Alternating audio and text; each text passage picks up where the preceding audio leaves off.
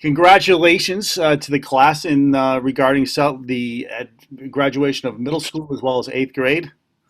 And advice and some thoughts we want to just put together to send you off on your way to high school and beyond. Adversity. Adversity is a difficulty that we experience throughout our lives that involves misfortune and challenges. And hopefully, with that adversity brings wisdom, which is learning about ourselves as well as the world around us. This year, we have learned a lot about adversity, particularly in class. We've learned about adversity from the ancient Greek society to the age of exploration and how various groups and individuals faced adversity. I would imagine you're probably not going to remember an awful lot about that, but you're going to remember about the adversity you faced in mid March.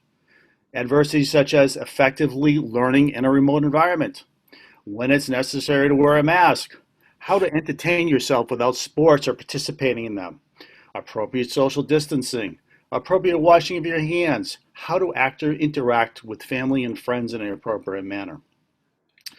The personal adversity that I've experienced this year, besides realizing that I can actually grow here on my face easier than I can grow on my head, is that remote learning is a lot harder to teach than it is in the classroom. And I'm sure many of you struggle with it. I'm part of your group. But one of the things is with adversity is how you deal with it, how you push through it. You don't give up and you push through. And one of the things that I learned, the wisdom that I learned through it, is that I'm not going to take my students for granted anymore in the classroom. It's so part of my passion of learning and teaching is having students physically there, as well as having the support of the great teachers that I work with. Good luck. Thank you very much, Mr. Allen. On that note, I'm going to take it from there. And adversity bridges quite nicely into my next topic. And I'm going to be talking about opportunity. Now, many of you may not have thought about the opportunity that this adversity has presented, but I challenge you to think about it this way. In this new normal that we find ourselves in, and this new world, you are going to be presented with new problems. New problems that cannot be solved with the old way of thinking. Look at the opportunity that you guys have here, the bright minds that you have, the new styles of learning, and the new opportunities that you guys are going to be able to take and put your footprint on this world. So I challenge you not to shy away from the opportunities in front of you, but to embrace them full-fledged with the same attitude that we saw through in-school and remote learning. And if you guys attack that opportunity, I have no doubt that there are great things to come from your class. Thanks, Mr. Waite. I'm going to talk about respect. On 8 Gold this year, respect has been an expectation from all of us as your teachers, and we hope that you'll carry that with you as you move on into high school. Respect yourself. Take care of you and know what you need. Ask for help when you need it, whether it's academics or a personal or social situation. Respect your peers and the adults in your life. Respect the differences in others and what they bring to the table. Everyone brings a different perspective and opinion. Keep an open mind and seek to understand. You learn by engaging and connecting with others, and you may see something in a different light. We look forward to hearing about the respectful members of the Shrewsbury High School community that you have become. Thank you, Ms. Menard. And I know this will shock all of you, but I'm going to speak about voice. We started the year with a theme in my class, how can a voice be heard? And we're seeing those voices all around us right now, on the streets, in Congress. There are people who are using those voices to make change. And that's what is vital. That's what the writing and the reading we've been doing has been about. All right, hearing the voices of others and being able to articulate your ideas clearly. So here's my charge to you. Speak up amid injustice. Make calls for action and help shape this world into the one you will want your children to inhabit. Be part of something bigger than yourselves. The world needs more good voices and good people. Be one. Now is your time here amid all the chaos and turmoil of 2020.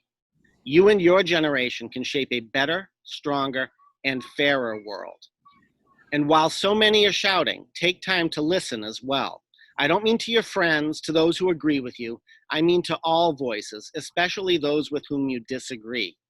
See people as people. Recognize the humanity in one another. Hear those opposing voices and give them some thought.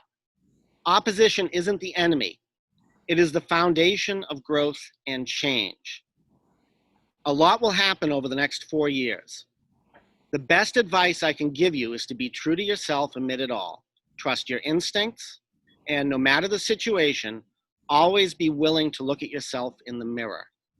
Build on your strengths, and do not be afraid to face your weaknesses.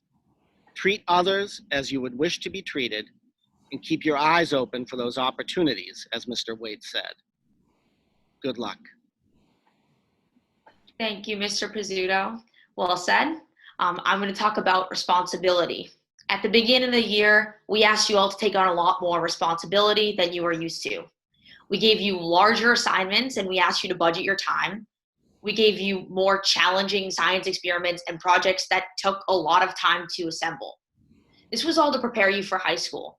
And I can tell you with certainty that none of your teachers ever expected that you'd be testing your responsibility more than ever when we had to do online learning.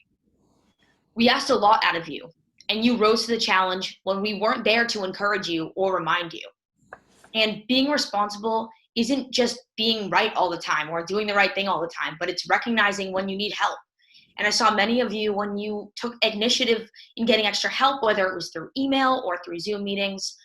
I'm just so proud of you for embracing the challenge, and I know that you'll do great in high school. Congratulations, everyone. Thank you, Ms. Packer, and I'm going to leave you guys with a few words about perseverance.